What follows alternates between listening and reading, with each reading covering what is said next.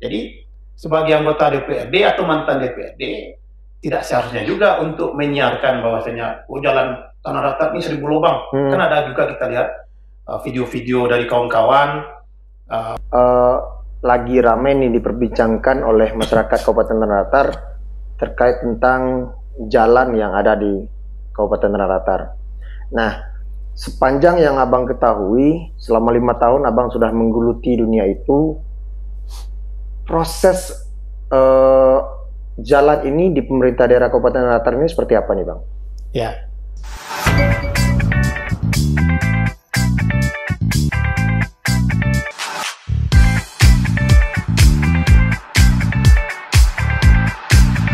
Assalamualaikum warahmatullahi wabarakatuh. Kembali lagi bersama saya di podcast Temu Tamu. Nah, kali ini kita kedatangan seorang tokoh masyarakat. Beliau pernah menjabat selaku anggota DPRD Kabupaten Tanah Datar pada tahun 2019 sampai 2024. Di waktu itu beliau berada di Komisi 3 selaku Wakil Ketua Komisi 3 Kabupaten Tanah Datar. Nah, Komisi 3 itu membidangi tentang bidang sosial, kesehatan, dan PUPR. Nah, yang hadir bersama kita juga dan hadir bersama kita ini sekaligus Ketua DPC Partai Hanura Kabupaten Tanah Datar, Bang Benny Alvero. Selamat datang Bang di Temu Tamu. Ya. Gimana nih kesibukan abang setelah pileg dan sekarang menjadi tim pemenangan Eka Fadli? Ya, terima kasih banyak Dinda Raffi yang telah mengundang saya sebagai diskusi malam hari ini.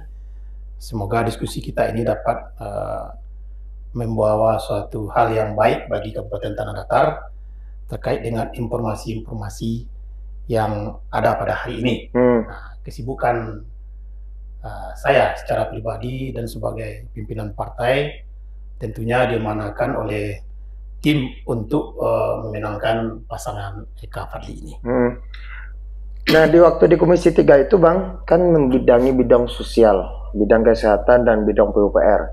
Nah, sekarang ini lagi ramai nih diperbincangkan oleh masyarakat Kabupaten Tanah Datar terkait tentang jalan yang ada di Kabupaten Tanah Datar. Nah, sepanjang yang abang ketahui, selama 5 tahun abang sudah menggeluti dunia itu, proses jalan ini di pemerintah daerah Kabupaten Tanah Datar ini seperti apa nih Bang? Ya, kita harus kategorikan dulu Dinda Raffi terkait dengan jalan ini.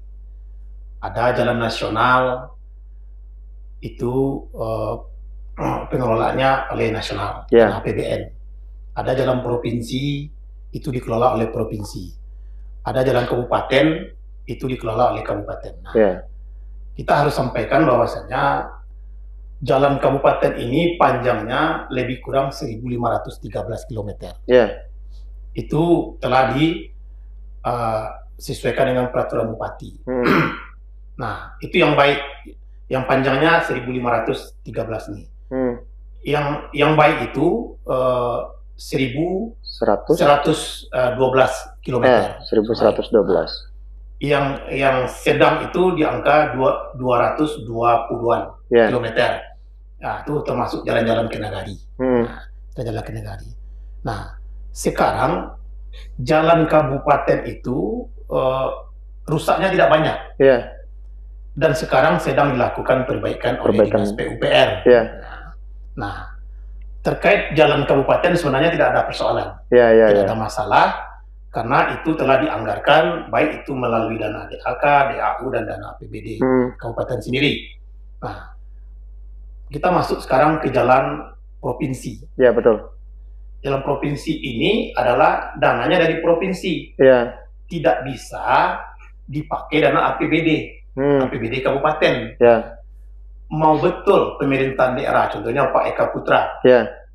Pak Eka, gimana jalan kabupaten ini, jalan ini banyak berlobang. Ada isu 1.000 lubang. Dan bahkan kawan-kawan yang di DPRD ini juga mengisukan. Tanah Datar jalan 1000 lubang, itu kan juga nggak betul. Ya. Mereka harus tahu jalan ini adalah jalan provinsi.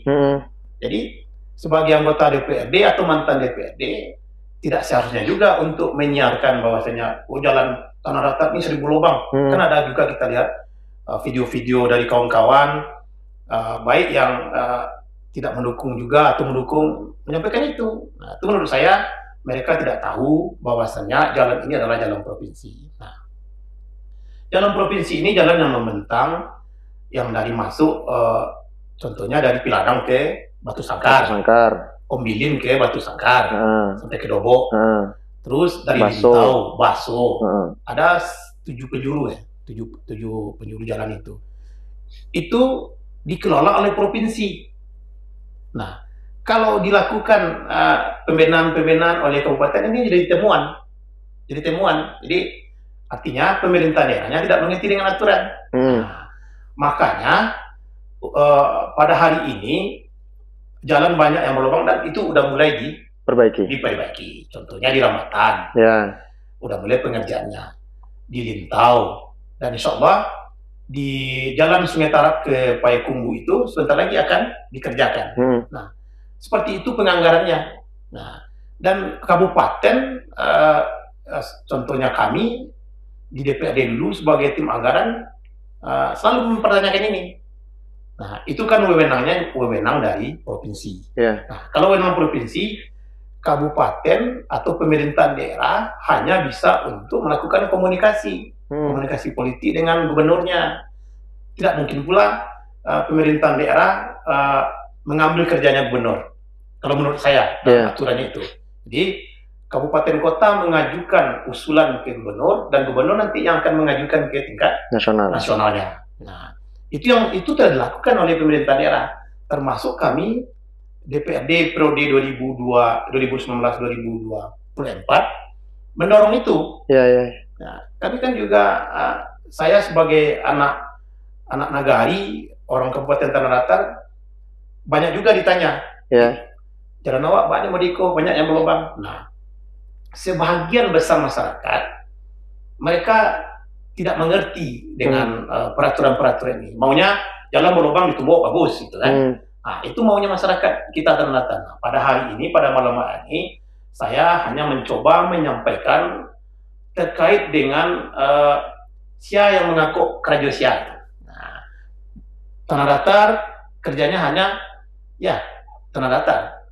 Jadi kalau menurut Bang Benny sekarang nih, kalau seandainya sekarang jalan provinsi itu kan bisa dikategorikan 70-85% lah, itu dalam kategori mantap, ya kan?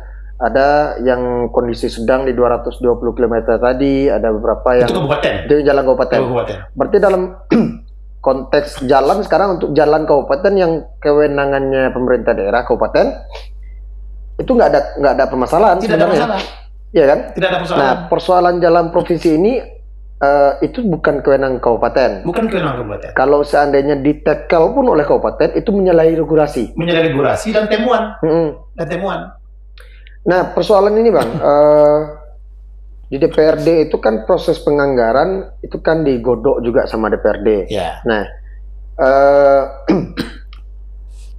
kemarin itu kita juga podcast dengan salah seorang tokoh. Beliau menyatakan seperti ini nih Bang. Ada semacam kelebihan atau keuntungan lah kalau seandainya pemerintah daerah ini bersinergi dengan pemerintah pusat. Nah, dalam konteks penganggaran. Nah, sebetulnya proses penganggaran untuk kabupaten ini seperti apa nih Bang? Dan apa keuntungan kita kalau kita selaras atau sinerginya ada dengan pemerintah pusat? Nah, bagaimana menurut Abang?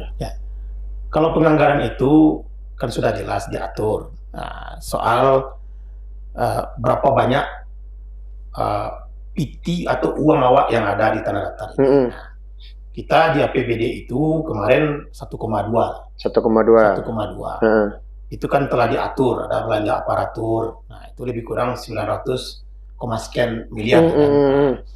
Jadi penganggaran inilah diatur kita diskusikan, kita bersama-sama dengan TAPD. Nah, TAPD telah melakukan pembicaraan dengan sesama mereka, baru diajukan ke DPRD. Nah, sepanjang yang saya lihat, memang kita agak kesulitan soal dana ini, soal dana, karena memang belanja aparaturnya yang besar.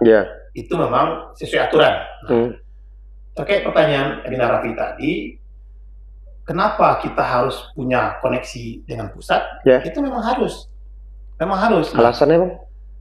Karena uang ini banyaknya di pusat. Di pusat. Nah, karena kita punya PAD yang sedikit, tidak banyak mendapatkan PAD, tentu kita harus mencari dana. Dana itu kan di pusat. Nah, terkait dengan pengalaman sebelumnya, nah, kalau kita tidak mendukung dengan contohnya paslon presiden lah gitu, kita posisi segala macam, otomatis pemerintahan itu melihat sebenarnya tidak juga seperti itu sebenarnya, tapi tentu ada hal-hal yang mereka lihat, oh ini tidak mendukung, tentu urusannya agak sedikit susah. Ketika kita mendukung orang tersebut, contohnya kini sekarang Pak Prabowo menang, Pak Eka Putra itu kan berpasangan dengan Gerindra, ada PKS, ada PKB-nya, ada PDIP. PDIP ini kan ada juga Hanura, Bang. Ada juga Hanura, Hanura di situ. Nah, saya rasa saya lihat kolaborasi ini sangat menguntungkan sebenarnya untuk pasangan paslon Eka dan Fadli ini. Nah, karena ada Pak Prabowo-nya. Ketika mereka tahu nih Pak Eka ini dari Demokrat dan Pak Fadlinya dari Gerindra. Saya contohkan saya dulu. Ketika saya menjadi anggota DPRD itu, saya kan punya pokir ini. Pokir itu saya alokasikan untuk daerah-daerah yang ketika saya dipilih oleh orang tersebut, gitu kan. Otomatis saya perhatiin. Nah, ketika ini di Tanah Datar ini ada orang yang memperhatikan seperti saya tadi, tentu bantuan yang diberikan oleh pusat ini segera mengalir.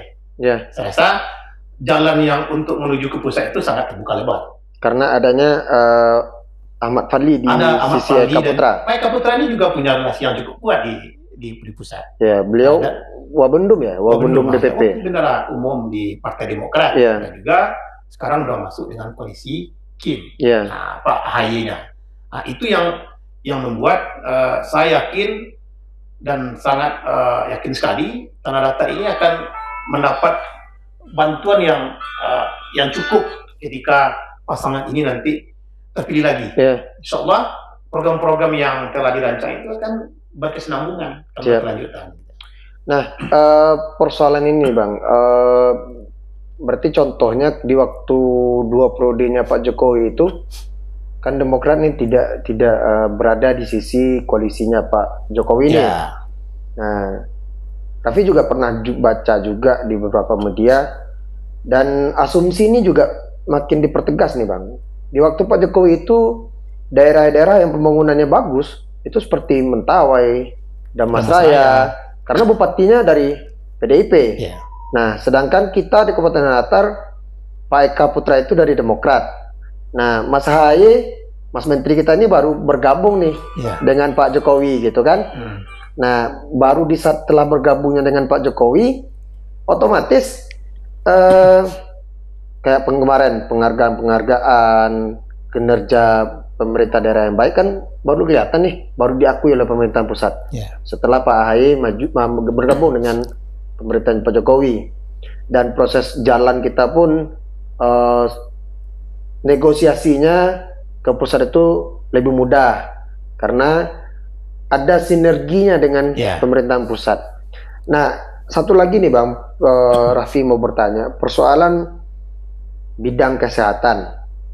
Nah, Tanah Datar sekarang kan lagi berbahagia ini, lagi berbahagia atas upaya Bapak Bupati kita Pak Eka Putra untuk mendapatkan program UHC.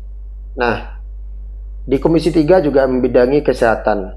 Nah, Abang tahu persis nggak tentang bagaimana proses mendapatkan UHC ini? Memang ini domainnya Komisi 3. Karena saya dulu di Komisi 3 wakil ketua, itu membidangi kesehatan. Pengalaman-pengalaman saya dengan masyarakat itu, kalau ada yang sakit dulu, kalau memang melalui saya, insya Allah akan saya bantu. Saya bantu karena ada hubungan dengan dinas, semacam, agak mudah urusannya. Nah, tapi itu prosesnya mulai dari jorong, dari nagari, ditotangani di camat, baru nanti masuk ke dinas kesehatan. Nah, melihat dengan kondisi itu, ini kan UHC ini adalah Universal Health Coverage. Ini program kesehatan semesta sebenarnya. Jadi masyarakat itu diharapkan untuk mendapat kesehatan yang layak dari pemerintahnya. Nah, semua kabupaten kota dianjurkan untuk bisa istilahnya melaksanakan program UHC ini. Alhamdulillah Kabupaten Tanah Datar atas nama pemerintah Bupati Tanah Datar Bapak Eka Putra mau untuk melaksanakan itu. Tidak semua kabupaten kota yang berkeinginan untuk seperti ini. Berarti tidak semua kabupaten kota yang bisa yang mendapatkan berobat gratis ini dan merdeka berobat ini, Pak? Tidak semua kabupaten kota. Nah, saya juga terharu sebenarnya melihat keinginan seorang Eka Putra. Mulai dari saya lihat, dari menikmati dulu saya baru masuk politik ini di tahun 2000, tahun 2000. Tahun 2000 itu mulai dari bupatinya ada Pak Ika Sumahamid, ada Pak Masadi Martunus, Pak M. Sadik Pasadigu, ada Pak Edinansa. Sebenarnya keinginan mereka itu ada sebenarnya untuk mesejahterakan masyarakatnya di bidang kesehatan. Tetapi kan belum terwujud. Nah, mimpi itu hari ini diwujudkan oleh Pak Eka Putra, Bupati hari ini. Keinginannya untuk memberikan masyarakatnya pelayanan kesehatan yang gratis. Nah, saya rasa sakit ini menghantui masyarakat sebenarnya. Kalau saya nanti sakit, gimana berobatnya? Karena kita mayoritasnya petani. Nah, jadi untuk itu dengan beberapa perjalanan yang kita diskusikan dengan pemerintahan daerah, ini ditangkap oleh Pak Eka Putra. Uangnya itu diplot untuk kesehatan. Nah, pada tahun 2024 kemarin itu, nah 2024 sekarang ya? 2024 sekarang ini 95,96% itu telah disediakan dananya. Dananya untuk pengobatan gratis ini. Tinggal cuman 4%-an. Insya Allah tahun 2025 nanti ini akan menjadi 100%. Tentu program ini harus dilanjutkan. Karena kalau tidak dilanjutkan program ini, tentu masyarakatnya akan rugi sendiri. Nah, itu telah dananya telah disediakan, masyarakat berobat gratis. 95,96% masyarakat Kabupaten Tanah Datar telah mendapatkan pengobatan yang gratis. Bisa mengakses pengobatan gratis. Bisa mengakses pengobatan gratis. Tidak perlu lagi ke jorong, ke nagari, ke camat. Tidak perlu lagi. Ketika sakit, langsung datang ke puskesmas, ke rumah sakit, langsung diobati tanpa ada bayaran. Nah, kan ada pertanyaan juga masyarakat ini. Ada BPJS Mandiri namanya. Gimana Pak? BPJS Mandiri saya udah munggah 1, 2, 3 sampai 4 tahun. Nah, ketika mereka sakit, datang ke rumah sakit, otomatis langsung tunggak yang tadi nggak ada lagi. Dihapus. Dilaporkan ke dinas sosial. Karena uangnya telah disediakan untuk itu. Jadi tidak banyak lagi masyarakat Tanah Datar yang tidak mendapat pembiayaan ini. Nah, kayak gitu ada. Jadi perjuangan Pak Eka Putra ini untuk persoalan kesehatan ini bukan cukup lagi sih, tapi udah sangat luar biasa sampai bisa mengcover 95 sampai 95,96%. Nah, insya Allah di tahun 2025 menjadi 100% masyarakat Kabupaten Tanah Datar di cover untuk bisa berobat gratis. Yakin saya. Yakin Bang? Yakin sekali saya itu, karena tidak banyak lagi, cuma 14.000 kan. Tapi syaratnya? Syaratnya ya harus kita lanjutkan Bupati ini. Eka Putra ini harus kita lanjutkan. Karena tidak banyak loh orang yang ingin mempunyai program yang seperti Pak Eka Putra ini. Yakin saya, Bupati Wali Kota se-Indonesia ini punya itu. Tetapi yang ingin melakukan ini tidak banyak. Mungkin yang lain-lain juga ada, khususnya bidang pendidikan. di bidang sosial. Tapi Pak Eka Putra ini melihat masyarakat ini harus sehat dulu, baru pendidikan kita lakukan. Nah, proses Pak Eka ini mendapatkan UHC ini Bang, kan nggak hanya kucuk-kucuk datang ke pusat habis itu bisa terima program seperti ini, kan bukan butuh perjuangan itu. Butuh perjuangan. Nah, butuh sampai perjuangan. Tadi Abang bilang tidak semua kabupaten kota di Indonesia mendapatkan program UHC ini. Bukan mendapatkan sebenarnya. Apa tuh? UHC ini kan program dari pusat. Nah, terus disampaikan oleh Presiden ke kabupaten kota. Ini program UHC. Bagaimana masyarakat kita ini mendapat pelayanan kesehatan yang layak dan gratis. Nah, itu disampaikan ke seluruh bupati, wali kota Indonesia. Nah, salah satunya Sumatera Barat. Nah, Sumatera Barat ini ada 19 kabupaten kotanya. Tidak seluruh kabupaten kota yang menerapkan UHC ini. Belum menerapkan UHC. Nah, iya. Karena mungkin dari segi pendanaan atau dari segi kemauan. Nah, kemauan Bupati Pak Eka Putra ini sangat kuat di bidang kesehatan. Sangat kuat. Nah, maka dia meletakkan anggaran itu untuk kesehatan. Lebih besar di APBD untuk kesehatan. Ya, makanya ada 95,96%. Nah, artinya tidak banyak masyarakat tanah datar yang tidak bisa berobat gratis lagi. Sedikit tinggal. Nah, kalau Pak Eka Putra dilanjutkan, insya Allah 2025 bisa 100%. Bisa 100%. Nah, ini kan terkait tentang jalan dan terkait tentang kesehatan tadi. Nah, kita coba berbicara dari Abang selaku tim pemenangan Eka Fadli. Nah, menurut Abang selaku ketua Partai Hanura dan selaku tim pemenangan Eka Fadli, dasar Abang yang ingin Abang sampaikan ke masyarakat itu, kenapa harus memilih Eka Fadli? Ya. Pertama, Pak Eka Putra ini masuk ke pemerintah ini kan lebih dulu kami sebenarnya, DPRD. Baru bupatinya dilantik. Nah, beliau menjabat lebih kurang 3,5 tahun. Nah, dari 3,5 tahun itu dihantam juga oleh COVID-19. Dan belum lama belakang ini juga dihantam oleh Gorodo.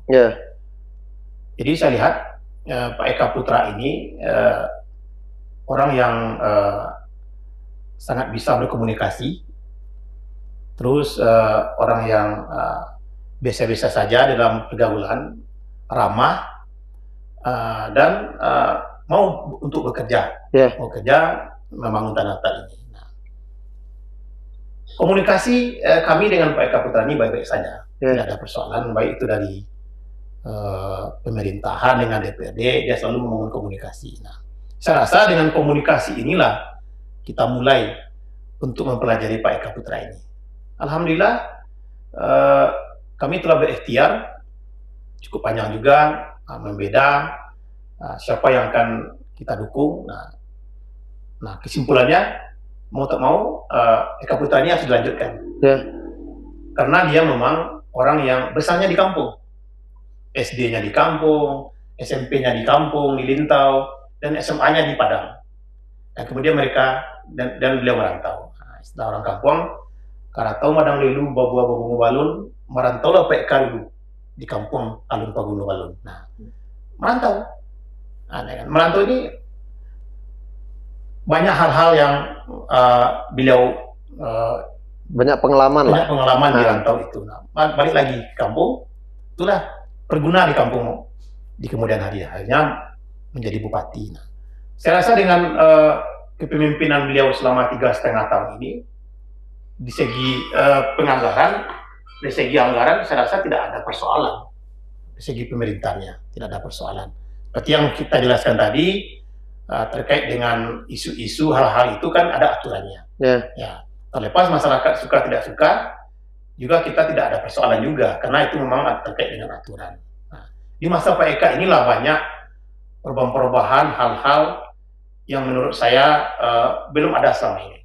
Ada pajak gratis, ada pengobatan gratis malah pada hari ini. Nah, maka kami sebagai pimpinan di Partai Hanura dan diskusi dengan kawan-kawan bahwasanya berdosa juga rasanya kalau kita tidak mendukung Pak Eka Putra ini. Karena gini ya Bang, 3,5 tahun itu untuk membangun suatu daerah itu waktu yang singkat. Waktu yang singkat dan tidak cukup. Dan satu lagi, kalau ya anggap sebuah kapal ya Bang ya, kalau kita mau menuju tanah datar emas itu atau tanah datar baik itu baru sepertiga perjalanan kita udah ganti nakoda. Nah, nakoda yang baru ini kita nggak tahu nih tujuannya sama dengan nakoda yang sebelumnya apa enggak. Kalau nakodanya pengen tujuannya berubah, kan pembangunan ini kan nggak berkelanjutan. Nah, padahal dalam undang-undang kita pembangunan itu harus berkelanjutan, berkelanjutan dan berkesinambungan. Nah, jadi menurut kata Abang tadi mungkin pasnya sekarang ya lanjutkan Eka Fadli. Harus kita lanjutkan. Kalau tidak dilanjutkan, saya kurang yakin lah pengobatan gratis ini gimana. Tapi saya yakin masyarakat tanah datar sangat terbantu dengan pengobatan gratis ini. Nah, menurut itu kan dari sisi Pak Eka Putra. Nah, menurut Abang sendiri, sosok Ahmad Fadli ini apakah akan memberikan kontribusi yang signifikan nggak dengan berpasangan dengan Pak Eka Putra? Kalau menurut saya sangat membantu percepatan pembangunan di Kabupaten Tanah Datar. Karena Pak Ahmad Fadli ini beliau juga lulusan ITB, kan? Dan beliau anak seorang politisi juga, Pak Sursam. Siapa yang nggak tahu Pak Sursam? Partai Gerindra itu. Partai Gerindra, menjabat wali kota 2 periode di Padang. Masa beliau itu juga pengobatan gratis. Nah, terus menjadi anggota DPR RI, dan notabene-nya juga banyak berkontribusi terhadap Kabupaten Tanah Datar. Saya rasa, karena beliau mungkin sudah tua, harus generasi ke anaknya. Saya rasa itu tidak ada persoalan. Dan isu-isu yang beredar calon wakil menteri atau calon menteri itu bisa jadi calon menteri atau menteri sendiri bisa jadi. Itu kan tergantung dengan partai Gerindranya oleh Pak Prabowo. Syukur kita berdoa Pak Sursamnya bisa menjadi pejabat juga di tingkat nasional, seperti yang Dina Fadli sampaikan tadi, Dina Raffi menjadi wakil menteri contohnya. Kita tunggu saja. Berarti bakal memberikan kontribusi yang signifikan Ahmad Fadli ini karena Pak Prabowo itu Gerindra, bapaknya Ahmad Fadli ini tokoh senior Gerindra, dan Fadli sendiri Gerindra. Orang Gerindra. Jadi kalau boleh dibagi daerahnya Batipus Purwokerto, saya rasa orang Batipus Purwokerto harus melihat itu. Kalau istilah saya rugi kalau tidak memilih Pak Fadli ini. Karena ada jelas istilahnya keberadaannya, jelas keberadaannya. Nah, terkait tentang itu Bang, tadi kita sudah bahas masalah jalan, kita sudah membahas masalah kesehatan, dan kita sudah membahas persoalan ketokohan dari dua figur ini, Pak Eka Putra dan Pak Ahmad Fadli. Nah, dengan dinamika politiknya ada sekarang, sinergitas tadi dengan pemerintahan pusat bagi Abang itu penting, ya kan? Nah, kemarin ini dengan podcast Raffi yang sebelumnya bersama Bang Mukhtar Effendi, Bang Mukhtar Effendi itu menyatakan kalau sempat Bapak Ritchie Apria menjadi bupati, karena track record beliau pernah dulu menjabat sebagai bendahara Gerindra dan meninggalkan Gerindra, Bang Mukhtar Effendi bilang kalau Ritchie Apria itu pengkhianat Gerindra. Di waktu podcast bersama saya, akan susah mendapatkan kue dari pusat ini karena pemerintah pusat itu presidennya Pak Prabowo. Nah, menurut Abang statement dari Mukhtar Effendi ini seperti apa nih Bang? Ya, sebenarnya di dalam politik itu kan sah-sah saja, sah-sah saja berstatement demikian. Tetapi menurut hemat kami memang demikian, demikian. Nah, ada namanya politik kutu loncat. Nah, saya kan juga dulu pernah di Partai Bulan Bintang, pindah ke Hanura. karena mungkin posisi saya di Bulan Bintang itu tidak memungkinkan lagi karena partai kecil lah kan. Pindah saya ke Hanura dan terpilih di Hanura. Nah, ketika yang disampaikan itu ada di partai A pindah ke partai B, tahu-tahu yang partai A ini katakanlah Pak Prabowo sekarang menjadi presiden, itu memang betul, memang seperti itu. Orang akan mencari ini posisinya di mana. Tentunya bupati ini terpilih, tapi sebelumnya dia di Partai Gerindra, contoh seperti itu. Ya akan seperti itu. Akan berefek ya? Akan berefek, akan berimbas. Impactnya terhadap tanah datar ini bakal tinggi gitu. Nah, terakhir nih Bang, terakhir pertanyaan dari Raffi, sederhana dan singkat, tapi jawaban Bang harus bisa meyakinkan masyarakat Kabupaten Tanah Datar nih. Pertanyaan terakhir Raffi seperti ini.